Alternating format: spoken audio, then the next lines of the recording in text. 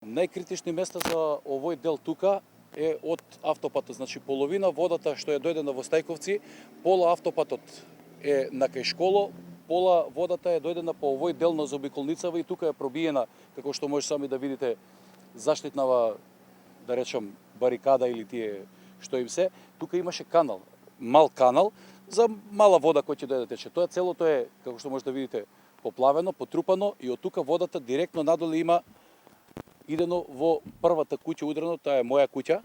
Значи добро што ја издржала. Тука 7-8 души имаше вечерта и 3-4 сата доека траеше таа катастрофа, водата удираше во куќата. Значи овој песок што го гледате овдека, овој тампон, тој е све изваден од под автопатот одоздоле. Значи овдека 1,5 метри има у висина песок, мулј, а замисли колку имало над него вода, може да се види на самата куќа до кај удирала водата внатре.